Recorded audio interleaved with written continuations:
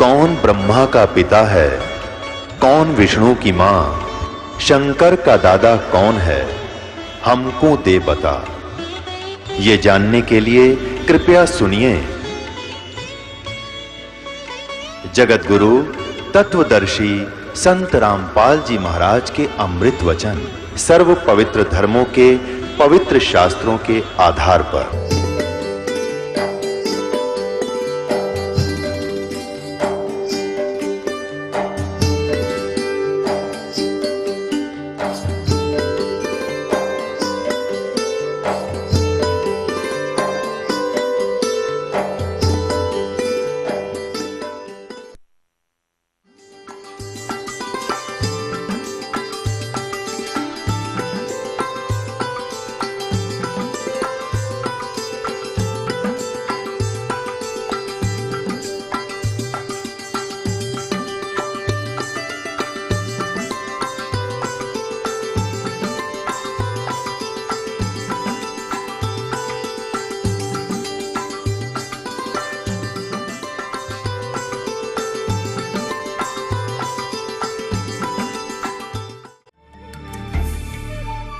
एक प्रश्न आपसे जरूर करना चाहेंगे महाराज जी। गीता जी के 18वें अध्याय के 62वें श्लोक में गीता बोलने वाला भगवान अर्जुन को पूर्ण मोक्ष प्राप्ति के लिए अपने से किस अन्य भगवान की शरण में जाने को कह रहा है, वह परमेश्वर कौन है? श्रीमद् भगवद गीता को लेकर एक बड़ा रहस्यपूर्ण प्रश्न है और ये श्लोक अपने आप में बहुत महत्वपूर्ण है गीता का। तमेव शरणं गच्छ सर्वभावेन भारत तत्प्रसादात् प्राम शांतिम स्थानम प्राप्स्यसि शाश्वतम। जिस 18वें अध्याय के 62वें श्लोक की चर्चा आपने की, वो चर्चा इसी श्लोक को लेकर, तम उस परमात्मा की शरण में तू जा, वहां से तुझे परम शांति और मोक्ष मिलेगा उसकी कृपा से। वस्तुतः कोई और परमात्मा नहीं है। हमने पूर्व में भी एक प्रश्न के उत्तर में कहा कि कृष्णस्तु भगवान स्वयं, कृष्ण अपने आप में पूर्ण परमात्मा है, पूर्ण ब्रह्म है। प्रभु जी, यहाँ चलते चलते एक आखिरी सवाल और आपसे जानना चाहेंगे कि गीता जी के 18वें अध्याय के 62वें श्लोक में गीता बोलने वाला भगवान अर्जुन को पूर्ण मोक्ष प्राप्ति के लिए अपने से किस अन्य भगवान की शरण में जाने को कह रहा है, वह परमेश्वर कौन है? कृष्ण के अतिरिक्त कोई भगवान ही नहीं है। वो कह रहे हैं कि हृदय देशे अर्जुन तिष्ठति, ओ ईश्वर, ओ परमेश्वर, ओ श्री कृष्ण, ओ मैं तुम्हारे हृदय में विराजमान हूं। कहां भटकता है, कहां देखेगा? भगवान सब जगह व्याप्त है, अंदर भी है, बाहर भी है, ऊपर भी है, नीचे भी है, अगल में भी है, बगल में भी है।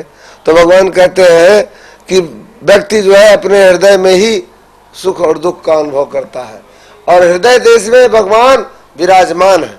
तो कह रहे हैं कि उस परम ईश्वर की अर्थात उस श्री कृष्ण, उस मेरे कृष्ण की या मेरी आराधना तो हृदय में बैठ के करो। की प्राप्ति के द्वारा वो हृदय से हम तुम्हें भगवान परमात्मा रूप में हमेशा श्री कृष्ण हमको मनोवांछित ज्ञान देते रहते हैं। और अगर मैं अपने हृदय की आवाज सुनता रहूं, हर व्यक्ति जीव मात्र का धर्म है कि अपने हृदय की आवाज सुनेगा और जब वो शुद्ध मन से, शुद्ध चित्त से भगवान का स्मरण करेगा, भगवान मार्गदर्शन करेंगे। अर्थात कहने का तात्पर्य ये है कि यदि हम आराम से बैठकर सच्चे मन से, सच्ची धारणा से, यदि हम मन से अपने अंदर के परमेश्वर को पहचान जाएं, उसकी आराधना करें, तो भी हमें मोक्ष की प्राप्ति हो सकती है। भगवान कृष्ण हमारे अंदर ही हैं। भगवान श्री कृष्ण हमारे अंदर भी है, हमारे बाहर भी है, हमारे मंदिर में भी है और चारों तरफ है। बहुत बहुत धन्यवाद प्रभु जी इस तमाम जानकारी के लिए। हरे कृष्णा, सबका मंगलमय हो। एक बार हमारे साथ दोहराइए, हरे कृष्णा कृष्णा कृष्णा हरे हरे, हरे राम राम राम हरे हरे। मैं आप सब दर्शकों से आग्रह करूंगा, निवेदन करूंगा कि भगवद गीता यथारूप का पाठ करें। प्रभुपाद जी जो इस्कान के फाउंडर आचार्य है, मैं आप सभी दर्शकों से एक बार पुनः प्रार्थना करूंगा कि आप सब लोग जो हमारे इस्कान के फाउंडर आचार्य हैं, ऐसी भक्ति वेदांत स्वामी श्रील प्रभुपाद जी जो उन्होंने भगवद गीता यथारूप का तात्पर्य लिखा है, उसको पढ़िए और गीता के सुंदर भाव को समझ सकें। हरे कृष्णा। गीता जी के अध्याय 18 के श्लोक 62 में गीता का उपदेश करने वाला भगवान अर्जुन को मोक्ष प्राप्ति के लिए किस अन्य भगवान की शरण में जाने को कह रहे हैं। ये एक बहुत बड़ा भ्रम है। अपने से अन्य किसी भगवान की शरण में जाने के लिए नहीं कह रहे हैं, भगवान का कहने का स्टाइल है। जैसे अभिनेता कई बार कहते हैं ना, अपुन को नहीं जानता है, अपुन का नाम नहीं सुनेला है तू, बस वही भगवान कहते हैं कि परब्रह्म की उपासना करो। परब्रह्म कौन है? वो खुद ही है। तो ये थे आचार्य धर्मेंद्र जी महाराज के विचार। अब आपको सुनाते हैं तत्वदर्शी जगत गुरु संत रामपाल जी महाराज के विचार। दंडवतम गोविंद गुरु बंधु अविजन सोए, पहले भये प्रणाम तिन नमो जो आगे होए। एक श्री कृष्ण भगत से किसी ने प्रश्न किया कि श्रीमद् भगवत गीता जी अध्याय नंबर 18 के श्लोक नंबर 62 में गीता ज्ञानदाता अपने से अन्य किस परमेश्वर की शरण में जाने को कह रहा है। वो क्या उत्तर देता है कि श्री कृष्ण अपने ही विषय में कह रहा है, अपने ही शरण में आने को कह रहा है। वो तो इनका कोई ज्ञान है। अब श्रीमद् भगवत गीता अध्याय नंबर 2 के श्लोक नंबर 7 में अर्जुन कह रहा है कि मैं आपकी शरण हूं और आपका शिष्य हूं, आप मुझे यथार्थ ज्ञान बताइए, अब मेरी बुद्धि काम नहीं कर रही है। तो श्री कृष्ण की शरण में अर्जुन तो पहले ही था, अब ये कहे कि मेरी शरण में आ जा, अपनी शरण के लिए कह रहा नहीं कि तीन परमात्मा, सरपुरुष, अक्षर पुरुष, परम अक्षर पुरुष। पुण्यात्मा, गीता जी अध्याय नंबर 8 के श्लोक नंबर 1 में अर्जुन ने पूछा कि प्रभु, आपने जो गीता जी अध्याय नंबर 7 के श्लोक नंबर 29 में कहा है कि जिन्होंने तत्वदर्शी संत मिल गया, उन्होंने सारे अध्यात्म ज्ञान को समझा और सभी कर्मों से परिचित हुआ और वो तत्व ब्रह्म से परिचित हुआ, फिर वो जरा और मरण से मुक्ति के लिए ही, छुटकारे के लिए ही वो साधना यत्न करता है, प्रयत्न करता है। वो इस संसार की किसी वस्तु की डिमांड नहीं करता, उस तत्व ब्रह्म को जान लेता है। तो यहाँ गीता जी अध्याय नंबर 8 के श्लोक नंबर 1 में अर्जुन ने पूछा किम तत्ब्रह्म, वो तत्ब्रह्म क्या है जिसके जानकर फिर कुछ किसी वस्तु की डिमांड नहीं करता, जरा और मरण से मोक्ष प्राप्ति ही चाहता है, तो वो किम तत्ब्रह्म। अब गीता ज्ञानदाता 8वें अध्याय के 3रे श्लोक में उत्तर देता है कि वो परम अक्षर ब्रह्म है। वो परम अक्षर ब्रह्म है, वो गीता ज्ञान दाता से अलग है। अब एक सरपुरुष, एक अक्षर पुरुष, एक परम अक्षर पुरुष, ये 3 प्रभु हैं। सरपुरुष तो ये काल है। अब यहाँ गीता अध्याय नंबर 15 के श्लोक नंबर 1 से लेकर 4 तक क्या बताया है कि उस तत्वदर्शी संत की पहचान बताई है, जिसके विषय में गीता जी अध्याय नंबर 4 के श्लोक नंबर 34 में वर्णन है। यह स्पष्ट किया है कि ऊपर को जड़ वाला, नीचे को तीनों गुण रूपी शाखा वाला, ये उल्टा लटका हुआ संसार रूपी वृक्ष है। और जो संत इसके सभी विभाग बता देगा, पत्ते कौन है, जड़ कौन है, तना कौन है और डार कौन है, शाखाएं कौन है, पत्ते क्या है, स वेदविद, वो वेद के तात्पर्य को जानने वाला है, अर्थात वो तत्वदर्शी संत है। परमेश्वर स्वयं आते हैं तत्व ज्ञान को बताने के लिए। आज से लगभग 600 वर्ष पहले वो परमेश्वर पूर्ण ब्रह्म, परम अक्षर ब्रह्म कबीर देव जुलाहा कबीर रूप में प्रकट हुए थे। सहशरीर आए थे, कमल के फूल पर शिशु रूप धारण किया था सन 1398 में, और आकर के एक नीरोनीमा नामक जुलाहे निसंतान दंपति उनको वहाँ से ले गए थे और धीरे धीरे लीला में बड़े होते रहे। 5 वर्ष की आयु से ही इस ज्ञान का प्रचार प्रारंभ कर दिया था। तो परमेश्वर ने कहा था अक्षर पुरुष एक पेड़ है, निरंजन वा की डार, और तीनों देवा शाखा हैं ये पात रूप संसार। श्रीमद् भगवत गीता अध्याय नंबर 15 के श्लोक नंबर 1 से 4 और श्लोक 16 और 17 में जो विशेष विवरण दिया है उसको समझने के लिए इस संसार रूपी वृक्ष को आप देखिएगा, चित्र आसानी से समझ में आएगा। फिर ये संसार रूपी उल्टा लटका हुआ वृक्ष समझो। परमेश्वर ने स्वयं बताया कि अक्षर पुरुष एक पेड़ है और सर्वपुरुष इसका एक डार समझो, ये काल समझो, काल ब्रह्म समझो, इसको कुछ भी कहो, ये इसके इसी के पर्यायवाची नाम है। सर्वब्रह्म, सर्वब्रह्म अर्थात सर्वपुरुष, काल ब्रह्म, इसको ब्रह्म सर्वपुरुष भी कहते हैं, सर्वपुरुष। ये तो डार समझो इस संसार रूपी वृक्ष की। और तीनों देवा रजगुण ब्रह्मा जी, सतगुण विष्णु जी, तमगुण शिव जी, ये तो शाखाएं हैं और हम यहाँ पात रूप संसार। अब इस आशय को समझने के लिए अब ये गुप्त कौन है, ये जड़ कौन है, ये परम अक्षर ब्रह्म है। परम अक्षर पुरुष कहो, परम अक्षर ब्रह्म कहो, या पूर्ण ब्रह्म या परमेश्वर कहो, परम अक्षर ब्रह्म कहो। ये गीता जी अध्याय नंबर 15 के श्लोक नंबर 16 और 17 में ये कंसेप्ट बिल्कुल क्लियर है। तीन भगवान हैं, एक तो परम अक्षर ब्रह्म यानी परम अक्षर पुरुष कहो, परम अक्षर ब्रह्म कहो। ये तो जड़ है पूरे संसार रूपी वृक्ष की, यहीं से सबको उत्पत्ति होती है और यहीं से सबको आहार मिलता है, सबका धारण पोषण यही करता है। फिर तना जो जमीन से बाहर दिखता है उसको अक्षर पुरुष पर ब्रह्म भी कहते हैं, अक्षर पुरुष भी कहते हैं। और उसके फिर एक डार है, वो सर्वपुरुष है, ये ब्रह्म है जो गीता बोल रहा है। और तीनों देवा रजगुण ब्रह्मा, सतगुण विष्णु, तमगुण शिव जी, ये शाखा हैं और हम पात रूप संसार। अब रजगुण ब्रह्मा है, सतगुण विष्णु, तमगुण शिव जी, ये भी कंसेप्ट यहाँ क्लियर होना चाहिए, तब जा करके हमारे ये हृदय में समा होगा ये ज्ञान, तत्व ज्ञान। क्योंकि आज तक हमने लोकवेद सुना है, दंत कथा सुनी है, गीता जी का अनुवाद भी हमने गलत पढ़ा है। ये देखिएगा मार्कंडेय पुराण सचित्र मोटा टाइप केवल हिंदी, गीता प्रेस गोरखपुर से प्रकाशित है। और इसके ये प्रकाशक मुद्रक गीता प्रेस गोरखपुर, इसके 123 पृष्ठ पर आप देखिएगा, 122-123 पृष्ठ पे संक्षिप्त मार्कंडेय पुराण।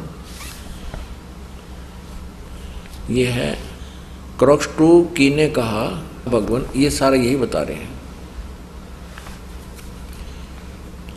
इस तरह स्वयंभू परमात्मा की 3 अवस्थाएं होती हैं, रजोगुण प्रधान ब्रह्मा, तमोगुण प्रधान रुद्र और सतोगुण प्रधान विश्वपालक विष्णु जी हैं।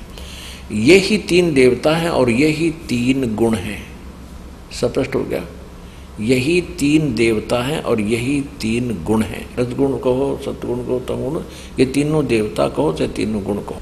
और देखिएगा श्रीमद् देवी भागवत हिंदी प्रकाशित भाग 1, ये कहाँ से प्रकाशित है? श्री अथ देवी भागवतम सभाष्टिकम समात्यम, खेमरा श्री कृष्ण दास प्रकाशन, बम्बई 4। इसके हम तीसरे भाग पर आते हैं, तीसरे स्कंद में। ये देखिएगा, अथ श्रीमद् देवी भागवते भाषा टीका युक्ते तृतीय स्कंद प्रारंभते, इसके 11 पृष्ठ पर आइएगा, ये 11 पृष्ठ पे। और यहाँ देखिएगा अध्याय 5 तीसरा स्कंद, इसका 8वां श्लोक। हे माता, शंकर भगवान बोल रहे हैं शिव जी, हे माता, यदि हमारे ऊपर सदा आप दया युक्त हो तो हमको तमोगुण में किस प्रकार प्रदान किया है? ब्रह्मा रजोगुण और हरि सतोगुण युक्त क्यों किए? फिर देखिएगा, अब हम संस्कृत पढ़ेंगे। ये 7वां समाप्त हुआ, 8वां श्लोक। यदि दया धर्मना न सदापि के कथम अहम विहित है, शंकर भगवान कह रहे हैं किस प्रकार मैं बना दिया। तमोगुण है, तमोगुण है। कमल जय, कमल से उत्पन्न होने वाले ब्रह्मा को आपने रजोगुण संभव क्यों रजोगुण उत्पन्न कर दिया। सुवित किमु सतोगुण हरि, और किस प्रकार आपने विष्णु जी को सतोगुण बना दिया। इति सिद्धम रजगुण ब्रह्मा, सतगुण विष्णु, तमगुण शिव जी। और मार्कंडेय पुराण में आपने क्लियर सुन लिया कि यही 3 देवता हैं, आप स्वयं पढ़ा, और यही 3 गुण हैं, रजगुण ब्रह्मा, सतगुण विष्णु, तमगुण शिव जी। अब श्रीमद् भगवत गीता जी अध्याय नंबर 15 के श्लोक नंबर 1 से लेकर 4 को समझना अति आसान हो जाएगा। ये देखिएगा, श्रीमद् देवी भागवत जयदयाल गोविंद का इसके अनुवादक हैं, गीता प्रेस गोरखपुर से प्रकाशित है। अध्याय नंबर 15, पंथ 10 अध्याय, और मंत्र नंबर श्लोक नंबर 1 में आदि पुरुष परमेश्वर मूल वाले ऊर्ध्व मूलम अधः शाखम अश्वत्थम प्राहु अव्यम छंदासी यस्य प्रणानी ये तम वेद स वेदवित। ऊपर को जड़ वाला, अधः शाखम नीचे को शाखा वाला, ये संसार रूपी ये अविनाशी पीपल का वृक्ष है, और छंदासी यस्य प्रणानी, इसके पत्ते जैसे ऊपर को जड़, शाखा और पत्ते आदि जो छंद हैं, भाग हैं, विभाग हैं, ये तम वेद जो इसको जानता है, स वेदवित वो तत्वदर्शी संत है। ये देखिए, आदि पुरुष परमेश्वर मूल वाले अधः शाखम, इन्होंने यहाँ गलत किया है, ब्रह्मा रूप शाखा मुख्य शाखा वाले, ये गलत किया है। ये अधः माने नीचे होना चाहिए। देखो यहाँ इन्होंने इसी के 15वें अध्याय के दूसरे श्लोक में अधः माने नीचे किया है, अधः माने नीचे, अधः माने नीचे। तो यहाँ भी अधः माने अधः शाखम, प्रथम मंत्र में अधः माने नीचे को शाखा वाला, आदि पुरुष परमेश्वर मूल वाले, अधः माने नीचे को शाखा वाला, ये संसार रूपी पीपल के वृक्ष को अविनाशी कहते हैं, वेद जिसके पत्ते कहे गए हैं। उस संसार रूप वृक्ष को जो पुरुष, जो साध, जो व्यक्ति मूल सहित तत्व से जानता है, जड़ते लेकर पत्तों तक बता देगा, स वेदवित, वह वेद के तात्पर्य को जानने वाला है, वो तत्वदर्शी संत है। अब यहाँ दूसरे में कहा है, उस संसार वृक्ष की 3 गुण रूप, रजगुण ब्रह्मा, सदगुण विष्णु, तमगुण शिव जी रूपी 3 शाखाएं हैं। विषय पर वाला शाखा, विषय विकारों वाली ये 3 शाखाएं हैं, नीचे और ऊपर फैली हुई हैं, सर्वत्र नहीं, ये गलत लिखा है, ऊर्ध्व माने ऊपर फैली। मनुष्य लोक में कर्मों अनुसार बांधने वाली भी ये 3 ब्रह्मा विष्णु महेश कर्मानुसार सबको यहाँ बांधे रहते हैं, अपने कर्म अनुसार उनको ये सब देते रहते हैं। नीचे और ऊपर व्याप्त हैं, नीचे और ऊपर सभी लोकों में नहीं, ऊपर स्वर्गलोक में, नीचे पाताल में और पृथ्वी, 3 लोकों में ये व्याप्त है। अब तीसरे में क्या कहा है कि इस संसार वृक्ष का स्वरूप जैसा कहा है वैसा यहाँ विचार काल में नहीं है, नहीं पाया जाता। यहाँ विचार काल माने कि तेरे मेरे इस गीता जी के डिस्कशन में मैं नहीं बता पाऊंगा, यहाँ नहीं, मैं नहीं बता सकता संसार रूप के, इस संसार रूपी वृक्ष के सभी विभागों को नहीं बता सकता। इसलिए गीता जी अध्याय नंबर 4 के श्लोक नंबर 34 में कहा कि वो तत्वदर्शी संत बताएगा, न इसका आदि है और न इसका अंत है और न इसकी अच्छी प्रकार स्थिति है। इसलिए इस सुविरुद्ध मूलम, अति दृढ़ मूल वाले, ये गलत लिखा है। यानी मूल यानी पूर्ण परमात्मा और उसका लोक तो अविनाशी लोक है, वह कभी नष्ट नहीं होता। इसलिए अति दृढ़ मूल वाले इस संसार रूपी पीपल के वृक्ष को असंख्य शस्त्रेण, इन्होंने वैराग रूप शस्त्र द्वारा काट कर नहीं, तत्व ज्ञान रूपी शस्त्र द्वारा काट कर, यानी उसको समझ कर, जब तत्वदर्शी संत मिल जाए उसके बाद इसको समझ कर। अब चौथा श्लोक 15वें अध्याय का, उसके पश्चात उस परम पद रूप परमेश्वर को भली भांति खोजना चाहिए, जिसमें गए हुए पुरुष फिर लौटकर संसार में नहीं आते, और जिस परमेश्वर से इस पुरातन संसार वर्ष की प्रवृत्ति विस्तार को प्राप्त हुई है, और उसी आदि पुरुष नारायण के मैं शरण हूँ, इस प्रकार दृढ़ निश्चय करके उस परमेश्वर का मनन और निधिध्यासन करना चाहिए। अपने आत्माओं, ये स्पष्ट हो गया कि गीता ज्ञान दाता को भी पूर्ण ज्ञान नहीं है। इसने स्पष्ट करके छोड़ दिया कि ऊपर को जड़ वाला, नीचे को तीनों गुण रूपी शाखा वाला। और गीता जी अध्याय नंबर 4 के श्लोक नंबर 34 में बताया कि उस तत्व ज्ञान को तत्वदर्शी संत बताएगा। गीता ज्ञान दाता उस ज्ञान को नहीं जानता। तो उसके लिए परमात्मा खुद आए थे। आज से 600 वर्ष पहले परमेश्वर ने स्वयं बताया था, अक्षर पुरुष एक पेड़ है, निरंजन वा की डार, और तीनों देवा शाखा है, ये पात्र रूप संसार। अब इसमें यह भी स्पष्ट किया है, गीता ज्ञान दाता कहता है कि तत्वदर्शी संत मिलने के पश्चात इस उलझी हुई गुत्थी को समझकर उसके पश्चात परमेश्वर के उस परम पद की खोज करनी चाहिए, जहां जाने के बाद फिर लौटकर कभी संसार में नहीं आते, उनका जन्म मृत्यु कभी नहीं होता। वो है वास्तव में परम गति, जो गीता ज्ञान दाता से कोई और परमेश्वर है और वो संत बताएगा। तो पुण्यात्मा, यहां गीता ज्ञान दाता इसलिए गीता जी अध्याय नंबर 7 के श्लोक नंबर 18 में अपनी गति को अनुत्तमाम अति घटिया कहता है, कति व्यर्थ है, क्योंकि जन्म मृत्यु कहता मेरी भी रहेगी और साधक की भी रहेगी। ब्रह्मलोक में पहुंच जाएगा मेरे ओम नाम के जापते हैं, और ब्रह्मलोक में गए हुए प्राणी फिर वापस जन्म मृत्यु में आते हैं। इसलिए गीता ज्ञान दाता ब्रह्म श्री कृष्ण में बोल रहा है, ये खुद कह रहा है कि मेरी जो साधना है वो अति अनुत्तम है, व्यर्थ है, वो घटिया है। इसलिए यह गीता जी अध्याय नंबर 15 के श्लोक नंबर 1 से 4 में कहा कि उसके पश्चात उस परम पद परमेश्वर की खोज करनी चाहिए, जहां जाने के बाद फिर लौटकर साधक कभी वापस नहीं आते, उनकी जन्म मृत्यु नहीं होती, पूर्ण मोक्ष प्राप्त होता है।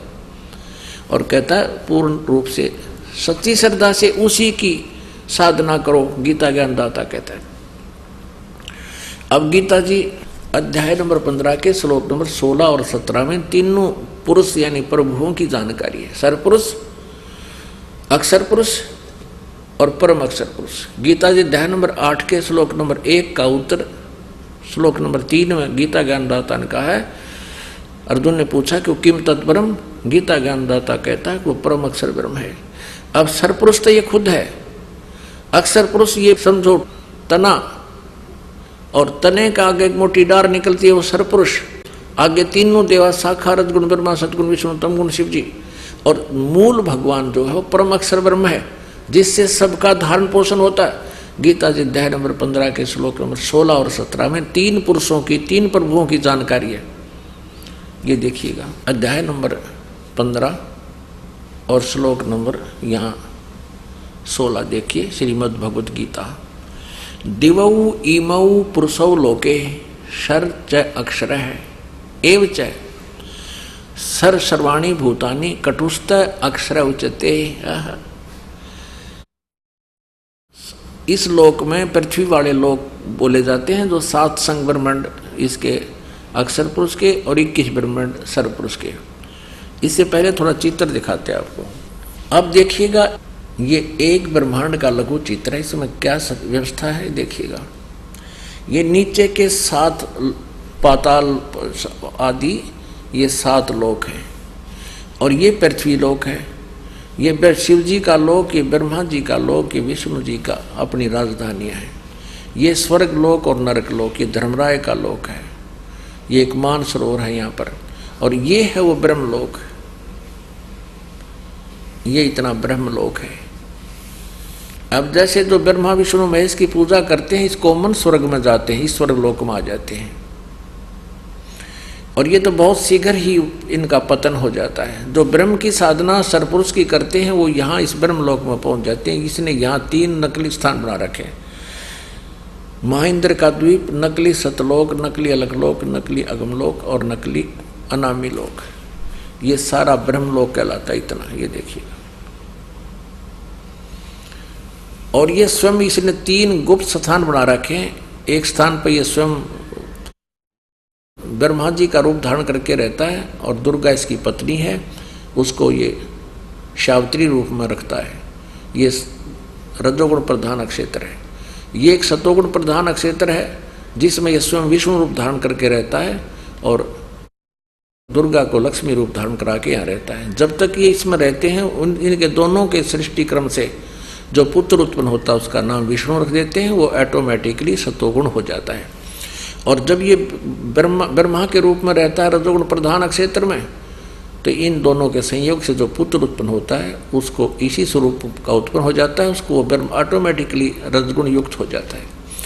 और यही काल ये सरपुरुष वह तीसरे तमोगुण प्रधान क्षेत्र में रहता है, दुर्गा को पार्वती रूप में रखता है, स्वयं ये इस वेशभूषा में रहता है। इन दोनों के संयोग से जो पुत्र उत्पन्न होता है वो ऑटोमेटिकली स्वाभाविक तमोगुण हो जाता है, और उसका नाम ये शिव रख देते हैं। विष्णु सतोगुण से उत्पन्न पुत्र को विष्णु नाम रख देते हैं, और इस एक क्षेत्र में जो उत्पन्न होता है उसको ब्रह्मा नाम रख देते हैं, वो रजोगुण युक्त हो जाए। तो ये एक ब्रह्मांड है, ऐसा एक ब्रह्मांड है। ऐसे ऐसे 21 ब्रह्मांड का स्वामी ये काल है, सरपुरुष। ये देखिए, ये काल के 21 ब्रह्मांड, ये सरपुरुष भी कहते हैं इसको। अब जो आपने एक ब्रह्मांड ये देखा था पूरा, ये समझो अब ये एक गेंद सी होगी, गेंद। तो इसने 5 ब्रह्मांडों का एक ग्रुप बना रखा है। ऐसे ऐसे 4 महाब्रह्मांड बना रखे हैं। इसमें 20 ब्रह्मांडों को रोका हुआ है, और ये 21वां इसने अलग से अपनी एक राजधानी बना रखी है। इस प्रकार ये 21 ब्रह्मांड का स्वामी है। और ब्रह्मा विष्णु महेश जी तो केवल इन 3 लोकों में, इस पाताल लोक पर, इस पृथ्वी लोक पर और इस स्वर्ग लोक पर एक एक विभाग के स्वामी हैं। रजगुण विभाग के ब्रह्मा जी, सतगुण विभाग के विष्णु जी और तमगुण विभाग के शिव जी। ये केवल एक ब्रह्मांड में इन 3 लोकों पर एक एक विभाग के अधिपति हैं बस। और ऐसे ऐसे 21 ब्रह्मांड हैं इस काल के। अब ब्रह्मा विष्णु महेश की स्थिति से आप परिचित हो जाओगे। और ये है, अब ये असंख्य ब्रह्मांड का मालिक, ये पूरी स्थिति आप इससे समझेंगे तीनों भगवानों की। ये देखिएगा, सरपुरुष, अक्षर पुरुष और परम अक्षर पुरुष। ये 21 ब्रह्मांड हैं जो अभी आपने देखे थे। अब ये इस अतिथि में आ गए हैं। ये तो सरपुरुष यानी काल ब्रह्म के हैं 21 ब्रह्मांड, और ये 7 शंख ब्रह्मांड हैं। 7 शंख ब्रह्मांड ये अक्षर पुरुष के, या परब्रह्म कहो चाहे अक्षर पुरुष को, ये वाले ये अलग से ये दिखाई देती है। और ये पूरे असंख्य ब्रह्मांड का कुल मालिक, इन पे भी उन सब पे जो मालिक है वो परम अक्षर ब्रह्म कबीर देव है। ये परम अक्षर ब्रह्म है, ये सब का स्वामी ये परम अक्षर ब्रह्म है। ये पूरा देखें। अब ये 3 भगवान समझ पाओगे, सरपुरुष, अक्षर पुरुष, ये इतनी सीमा अक्षर पुरुष की, ये सरपुरुष की, और ये परम अक्षर पुरुष की, यानी पूर्ण प्रमाण। अपने आत्मा, ये है ये आध्यात्मिक ज्ञान, और ये है गीता जी का ज्ञान। अभी तक ये दंत कथा सुना रहे हैं हमारे को, इनको कह का नहीं पता गीता जी के ज्ञान का। अब इसमें स्पष्ट क्रिया है कि 15वें अध्याय के 16 और 17 में 3 प्रभु स्पष्ट लिखे। एक सरपुरुष, ये 21 ब्रह्मांड का स्वामी है, ये काल है जो गीता बोल रहा है श्री कृष्ण में प्रवेश करके। और अक्षर पुरुष ये परब्रह्म है जो 7 शंख ब्रह्मांड का स्वामी है। और तीसरा जो परम अक्षर ब्रह्म है, उत्तम पुरुषत्व अन्य परमात्मा इति उदाहरते। ये देखिएगा श्रीमद् भगवद गीता अध्याय नंबर 15 के श्लोक 16-17। श्रीमद् भगवद गीता अध्याय नंबर 15 का अब श्लोक नंबर ये 16, 15वें अध्याय का 16। दिवौ इमौ पुरुषौ लोके सर च अक्षर एव च सर सर्वाणी भूतानि कटुष्ट अक्षर उच्यते। यानी इस पृथ्वी वाले लोक में 2 परमात्मा सुप्रसिद्ध हैं, एक सरपुरुष और एक अक्षर पुरुष। अक्षर पुरुष तो तना है, सरपुरुष ये संसार रूपी वृक्ष की एक मोटी डार है। दिवौ इमौ पुरुषो लोके सरज अक्षर, इन दोनों सर और अक्षर पुरुष के जो लोक हैं ये 2 भगवान हैं इस लोक में। और इनके और इनके जितने इनके अंतर्गत प्राणी हैं उनके स्थूल शरीर तो नाशवान है, सब प्राणी नाशवान है, जीव आत्मा सबकी अमर है। यहाँ देखिएगा। अब देखिएगा अध्याय नंबर 15 का 16वां श्लोक इन्हीं के अनुवाद सुनाते हैं। इस संसार में नाशवान और अविनाशी भी ये दो प्रकार के पुरुष हैं, प्रभु हैं, दो प्रकार स्वामी हैं।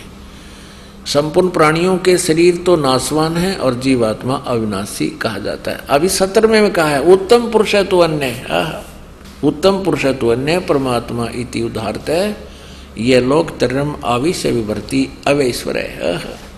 उत्तम पुरुष यानी श्रेष्ठ परमात्मा, सही वास्तविक भगवान तो इन दोनों से, इस सरपुरुष और अक्षर पुरुष से भी कोई अन्य है और है। 15वें का 17वां स्पष्ट कर रहा है। और उसको भगवान कहते हैं, वो परमात्मा कहलाता है। यह लोक त्रयमावश्य वृत्ति, जो तीनों लोकों प्रवेश करके सबका धारण पोषण करता है, वो अव्यय ईश्वर है, वो अविनाशी परमात्मा है। अब पुण्यात्माओं ये स्पष्ट हो गया कि गीता ज्ञान दाता से अन्य और सुप्रीम पावर है, वो परम अक्षर ब्रह्म जो है, वो तीनों लोकों में प्रवेश करके सबका धारण पोषण करता है। वो मूल यानी जड़, उल्टा लटके हुए संसार रूपी वृक्ष के जो ऊपर जड़ हैं, वो जड़ मूल रूपी परमात्मा है और वही पूजा के योग्य है, उसी की पूजा करनी चाहिए। अब फिर देखिएगा एक चित्र को, आसानी से समझ में आएगा। ये पूरा संसार रूपी वृक्ष देखो, ऊपर को ऊर्ध्व मूलम अधः शाखम, ऊपर को जड़ मूल परमात्मा रूपी जड़ वाला और नीचे को तीनों गुण रूपी शाखा वाला। गीता ज्ञान दाता ने केवल इतना ही बताया, ऊपर को तो जड़ है, वो समझो पूर्ण परमात्मा है और नीचे तीन गुण रूपी शाखा है। इन बाकी के बारे में बताया कि पूर्ण रूप से जानकारी मैं नहीं जानता, तत्वदर्शी संत बताएंगे। और गीता जी अध्याय नंबर 15 के श्लोक नंबर 1 में कहा कि इस सारे विभागों को, इस पूरे संसार रूपी वृक्ष के सभी विभाग बता देगा सवेदवित, वो तत्वदर्शी संत है। परमेश्वर कबीर जी स्वयं आकर के 600 वर्ष पहले हमें बता कर गए थे। कबीर अक्षर पुरुष एक पेड़ है, निरंजन, इस सर पुरुष को काल निरंजन भी कहते हैं। यो काल निरंजन वाकी डार और तीनों देवा शाखा है, पात्र रूप संसार। इस परमेश्वर ने 600 वर्ष पहले ये ज्ञान हमें दे रखा था, जिस आधार से पवित्र गीता जी भी समझ में आ रही है। और पवित्र गीता जी ने भी इसको सेकंड कर दिया, प्रमाणित कर दिया कि तीन परमात्मा, सरपुरुष, ये अक्षर पुरुष, ये परम अक्षर पुरुष, ये परम अक्षर पुरुष। अपने आत्मा प्रसंग चल रहा है कि गीता ज्ञान दाता ये ब्रह्म है, ये ब्रह्मा विष्णु महेश से अन्य है। गीता ज्ञान श्री कृष्ण नहीं दे रहे, श्री कृष्ण में प्रवेश करके ये ब्रह्म काल दे रहा है और यही विष्णु रूप धारण कर लेता है, ये कभी शिव रूप धारण कर लेता है, कभी ब्रह्मा रूप धारण कर लेता है। और जनता भ्रम में पड़ जाते हैं साधक के ये विष्णु सतोगुण विष्णु भगवान ही पूर्ण परमात्मा है, लेकिन ये होता है काल। अब देखिए विष्णु पुराण में एक और प्रमाण देते हैं, श्री विष्णु पुराण गीता प्रेस गोरखपुर से प्रकाशित, इसके प्रथम अंश अध्याय 22 और ये प्रश्न नंबर 102 श्री विष्णु पुराण और 58वां श्लोक स्पष्ट कर रहा है। प्रथम अंश अध्याय 22 और श्लोक 58, हे ब्रह्मन, ब्रह्मा विष्णु और शिव ब्रह्म की प्रधान शक्तियां हैं, ओह उससे न्यून देवगण हैं।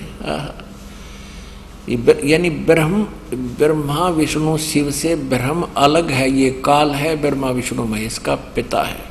जैसे गीता जी अध्याय नंबर 8 के श्लोक नंबर 13 में गीता ज्ञान दाता ये ब्रह्म श्री कृष्ण में प्रवेश करके बोल रहा है कि ओम इति एकाक्षरम ब्रह्म व्यवहारण मां मनुसमरण, यह प्रयाति तदन देहम सयाति परमाम गति। मुझ ब्रह्म का एक ओम अक्षर है, नथिंग एल्स, यह एक ओम अक्षर है और इसका उच्चारण करके सिमरण करता हुआ यह प्रयाति तदन देहम सयाति परमाम गतिम, मेरे से यानी ब्रह्म से ओम नाम के जाप से मिलने वाली गति जो ब्रह्म लोक है वो इससे प्राप्त होगी। आपको बता दिया अध्याय नंबर 8 के गीता जी के मंत्र 16 में स्पष्ट किया है कि ब्रह्म लोक पर्यंत भी प्राणी सभी जन्म मृत्यु में आते हैं, पुनरावृत्ति में। यानी इसलिए गीता जी अध्याय नंबर 7 के श्लोक नंबर 18 में गीता ज्ञानदाता ने अपनी परम गति को, अपनी गति को भी अनुत्तम कहा है। इसलिए गीता जी अध्याय नंबर 15 के श्लोक नंबर 1 से 4, 16, 17 और अध्याय नंबर 18 के श्लोक 62 में गीता ज्ञानदाता किसी अन्य परमात्मा की साधना करने को जोर दे रहा है और कह रहा है कि उसकी साधना करने से ही तेरा परम गति होगी, पूर्ण मोक्ष होगा, फिर जन्म मृत्यु कभी नहीं होगी। अब गीता ज्ञानदाता 8वें अध्याय के प्रथम श्लोक में अर्जुन ने जो प्रश्न किया कि आप जी ने 7वें अध्याय के गीता जी के 29 मंत्र में श्लोक में कहा है कि उस तत्ब्रह्म को जानकर, सारे अध्यात्म को जानकर और पूरे उस कर्म से परिचित होकर प्राणी केवल जरा और मरण से, बुढ़ापे और मृत्यु से छूटने का प्रयत्न करता है। तो 8वें अध्याय के प्रथम मंत्र में अर्जुन ने पूछा किम तत्ब्रह्म, उसका उत्तर दिया 3रे श्लोक में गीता ज्ञानदाता ने कि वो परम अक्षर ब्रह्म है, वो जड़ रूपी भगवान है, उसी की पूजा करने से कभी जन्म मृत्यु नहीं होगा। अब गीता जी अध्याय नंबर 8 के श्लोक नंबर 5 और 7 में गीता ज्ञानदाता कहता है अपनी साधना के, मेरी साधना कर, मेरी भक्ति कर, मुझे ही प्राप्त होगा। तो युद्ध भी कर और मेरी शरण में रहना है तो मेरा ओम नाम है और मेरी भक्ति कर। फिर गीता जी अध्याय नंबर 8 के श्लोक नंबर 8, 9, 10 में उस परम अक्षर ब्रह्म की साधना के विषय में बताया है कि उसकी साधना करनी है, वो परम अक्षर ब्रह्म है, दिव्य पुरुष है, उसकी साधना करने वाला प्राणी उस परमेश्वर के पास चला जाता है। और उसका क्या मंत्र है? गीता जी अध्याय नंबर 17 के श्लोक नंबर 23 में कहा है ओम तत्सत इति निर्देश है ब्रह्मण त्रिविध समर्थ है। ब्रह्मण माने सच्चिदानंद घन ब्रह्म का, त्रिविध माने 3 प्रकार से सिमरण करने का। इस ओम तत् सत, इस 3 मंत्र के जाप का निर्देश है। निर्देश माने नथिंग एल्स, और कोई मंत्र नहीं है। अब यहाँ ओम तो ब्रह्म का, सरपुरुष का मंत्र है, तो अंडरस्टूड है, इसने क्लियर कर रखा है। और तत् ये अक्षर पुरुष का, और सत है ये परम अक्षर पुरुष का, परम अक्षर ब्रह्म का।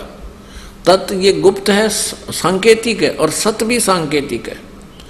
ओम ओपन सार्वजनिक है।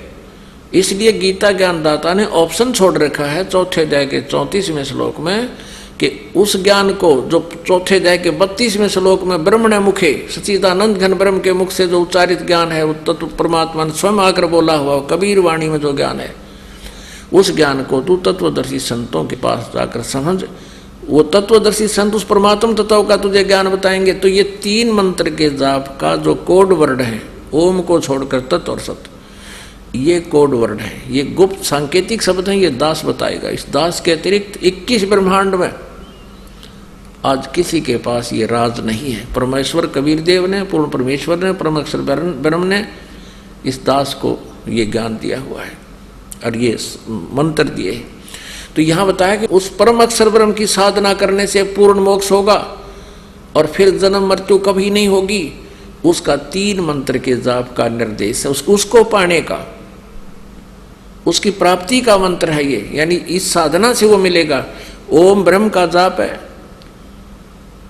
और तत् ये सांकेतिक है, ये अक्षर पुरुष यानी अक्षर ब्रह्म का, और सत्य भी सांकेतिक है, परम अक्षर ब्रह्म का, उस परम अक्षर पुरुष का है। इन तीनों का अलग 3 प्रकार से इनकी साधना होती है। त्रिविध समर्थ है, 3 प्रकार से इसका सिमरण होता है।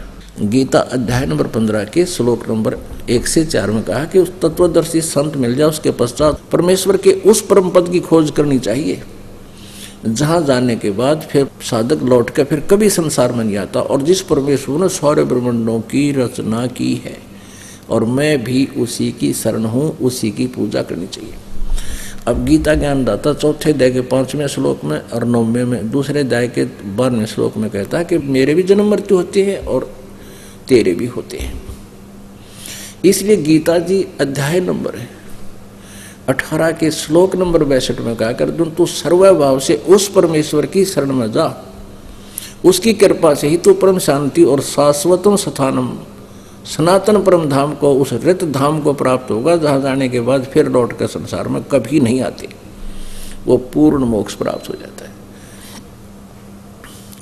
अब गीता अध्याय नंबर 8 के श्लोक नंबर 13 में गीता ज्ञानदाता कहता ओम इति एक अक्षरम ब्रह्म व्यवहारण माम अनुसमरण ये प्रयाति तजंदेहम सयाति परमाम गतिम। मुझ ब्रह्म का एक ओम मंत्र है, नथिंग एल्स। और जो इसका श्रवण करता हुआ शरीर छोड़कर जाता है तो ओम से मिलने वाली जो राह है उस परम गति को प्राप्त होता है। फिर 8वें अध्याय के 5 और 7 में तो अपनी पूजा के लिए बताया कि मेरी पूजा कर, ओम नाम का जाप कर, मुझे प्राप्त होगा। गीता जी अध्याय नंबर 8 के श्लोक नंबर 8, 9, 10 में उस परम अक्षर ब्रह्म के विषय में बताया कि उसकी पूजा करेगा तो उसी को प्राप्त होगा। उसका मंत्र क्या है? 17वें अध्याय के 23वें श्लोक में कहा कि उस सच्चिदानंद घन ब्रह्म के पाने का, उसके सतलोक में जाने का, अमर पद प्राप्त करने का मंत्र ओम तत्सत। इस 3 मंत्र के जाप का निर्देश है, नथिंग एल्स। और ओम सीधा ही ब्रह्म का है, इसको सरपुरुष भी कहते हैं। और तत् ये अक्षर पुरुष का है और सत ये परम अक्षर पुरुष का है, परम अक्षर ब्रह्म का है। तो ओम तो सीधा ही है, तत् और सत ये सांकेतिक है। उसके लिए गीता अध्याय नंबर 4 के श्लोक नंबर 34 में कहा कि अर्जुन तू उस तत्व ज्ञान को, जो अध्याय नंबर 4 के श्लोक नंबर 32 में कहा कि वो सच्चिदानंद घन ब्रह्म की वाणी में विस्तार से कहा गया वो तत्व ज्ञान, उस तत्व ज्ञान को तू तत्वदर्शी संतों के पास जाकर समझ। इसे सिद्ध है कि गीता ज्ञान दाता भी इनकम्प्लीट ज्ञान रखता है, उस परम अक्षर ब्रह्म के पाने की विधि उसके पास नहीं है। उसके लिए ऑप्शन छोड़ दिया कि तू तत्वदर्शी संतों की खोज कर और वो ज्ञान देंगे, विनम्र होकर उनसे वो ज्ञान पूछ। उसका पहचान बता दी गीता जी अध्याय नंबर 15 के श्लोक नंबर 1 में, जो इस उल्टे लटके संसार रूपी वृक्ष के जो विभाग बता देगा, स वेदवित। अब गीता जी अध्याय नंबर 18 के श्लोक नंबर 62 में कहा कि तू सर्वभाव से उस परमेश्वर की शरण में जा, उस तत्व ब्रह्म की शरण में जा, परम अक्षर ब्रह्म की शरण में जा, जिसकी कृपा से तू परम शांति को और सनातन परम धाम को प्राप्त होगा, जो कभी नाश में नहीं आता, जहां जाने के बाद फिर लौट कर नहीं आते। वहां जाने के लिए आपने क्या करना होगा? गीता जी अध्याय नंबर 18 के श्लोक नंबर 66 में कहा इस गीता ज्ञानदाता ब्रह्म ने कि सर्वधर्मान परित्यज माम एकम शरणम व्रज अहम तवा सर्व पापेभ्यः मोक्षामि मा शुचे। अब गीता ज्ञानदाता कहता है कि तू अगर उस परमात्मा की शरण में जाना है ना, तो मेरे सतर के जितनी भी धार्मिक पूजाएं हैं, सर्वधर्मान परित्यज माम, मेरे सतर के ओम नाम के जाप की जो कमाई है वो मुझे छोड़ दे। हम पहले क्या करते थे? ओम नाम के जाप की कमाई ब्रह्मलोक में जाकर समाप्त कराते थे, फिर यहीं तो जन्म मृत्यु में रहते थे, क्योंकि ओम ब्रह्म का जाप है और ब्रह्म की जाप से जन्म मृत्यु कभी नष्ट नहीं होती। यो विनाशवान है, इसकी भी मृत्यु होती है और साधक की भी मृत्यु होती है। तो अब हम इसकी ब्रह्मलोक में इसका प्रतिफल नहीं लेंगे ओम नाम का। अब ये कहता तूने वहां जाना, उस परम अक्षर ब्रह्म के पास सनातन परम धाम में जाना, तो मेरे सतर ओम नाम की कमाई मुझे छोड़कर एकम शरणम व्रज, जिसके बराबर दूसरा ना हो, अद्वितीय परमात्मा, उसकी शरण में जा, तब मैं तुझे सब पापों से मुक्त कर दूंगा। क्योंकि हम पापों के आधार पर अगर देखो ते सूर बन रहे हैं। जब हम इसका कोई लेना देना हमारा इनका रहेगा नहीं तो ये हमारे पर मांगे क्या? अब यहाँ सभी अनुवादकर्ताओं ने बट्ठा बैठा रखा है। सभी ने कहा कि व्रज माने आ जा, आना, जबकि व्रज माने जाना होता है। पहले इस शब्द कोश से क्लियर करते हैं। अब देखिएगा, संस्कृत हिंदी कोश वामन शिवराम आप्टे द्वारा इसका संग्रह किया गया है और यह है मोतीलाल बनारसी दास पब्लिशर्स प्राइवेट लिमिटेड, दिल्ली से प्रकाशित है। इसके 993 पृष्ठ पर व्रज माने जाना, चलना, प्रगति करना, विदा होना, ये सारा है, निर्वासित होना। व्रज माने जाना, आना नहीं होता। गो माने जाना है तो उसका अर्थ आना हो ही नहीं सकता। एक सीधी सी बात है। इंग्लिश वर्ड है गो, उसका अर्थ होता जाना, उसका अर्थ कम नहीं हो सकता। अगर कोई कम करता है तो उसने कोई ज्ञान नहीं। व्रज माने जाना है तो उसका आना जिसने किया है उनको कति ज्ञान नहीं, उन्हें अनर्थ कर दिया। अब देखिएगा श्रीमद् भगवत गीता के अनुवादकर्ताओं की कलाबाजी। ये देखिए, जयदयाल गोविंद का गीता प्रेस गोरखपुर से प्रकाशित है। ये 18वां अध्याय श्रीमद् भगवत गीता 18वां अध्याय और ये 66वां श्लोक है। इसमें वरद शब्द स्पष्ट है। सर्वधर्मान परित्यज माम एकम शरणम वर्ज अहम तवा सर्व पापेभ्यः मोक्षामि मा शुच। क्या अर्थ किया इन्होंने? संपूर्ण धर्मों को अर्थात संपूर्ण कर्तव्य कर्मों को मुझ में त्याग कर तू केवल एक मुझ सर्वशक्तिमान सर्वाधार परमेश्वर की शरण में आ जा। वर्ज माने आ जा। अरे वाह, ये आपने देख लिया गीता प्रेस गोरखपुर से प्रकाशित में। अब परमात्मा कबीर परमेश्वर कहा करते हैं, पाखंडी की पूजा जग में संत न कहे लबाड़े। कबीर परमेश्वर को तो कहते ही तब अनपढ़ था, किसी ने पढ़ाया को नहीं है, पंडिता दोरा घूमया, ये पंडिता ने काट रखी टाट, ये कर दिया गहरे, नाश कर रखा, नृत कर दिए। और परमेश्वर ने 600 साल पहले ये बता रखी सारी कहानी, कति यथार्थ रूप दे रखा मालिक ने कबीर वाणी में, सच्चिदानंद घन ब्रह्म की वाणी में ये यथार्थ ज्ञान दे रखा है। निरंजन धन तेरा दरबार, निरंजन धन तेरा दरबार, जहाँ पर तनिक न न्याय विचार। कह कबीर सुनो भाई साधो, यहाँ सब उल्टा व्यवहार। कह कबीर सुनो भाई साधो, यहाँ सब उल्टा व्यवहार। सच्चों को तो ये झूठा बतावे, इन झूठों का एतबार। निरंजन धन तेरा दरबार, निरंजन धन तेरा दरबार, जहाँ पर तनिक न न्याय विचार। पुणात्माओं, आप देख रहे हो, अब कबीर परमेश्वर कहते हैं, कबीर ये माया अटपटी सब कट आन अड़ी, और किस किस न समझाऊं या कुआ भांग पड़ी। इस एक का कुएं का पानी पी रहे सारा भांग वाली, और उसी तरह चल रहे हैं।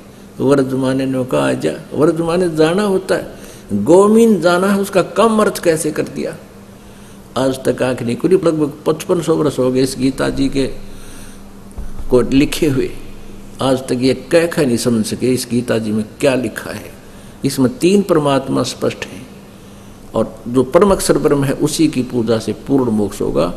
वो 3 मंत्र का जाप है। ओम तत्सत सीधा नहीं है ये, ओम तो डायरेक्ट है, तत् और सत सांकेतिक ये दास बताओगा। इस दास के अतिरिक्त किसी के पास ये मंत्र नहीं है, और मोक्ष हो ही नहीं सकता इस मंत्र के बताए बिना। और दास ही अधिकारी है इस पृथ्वी, कोई और अधिकारी वर्तमान में है भी नहीं।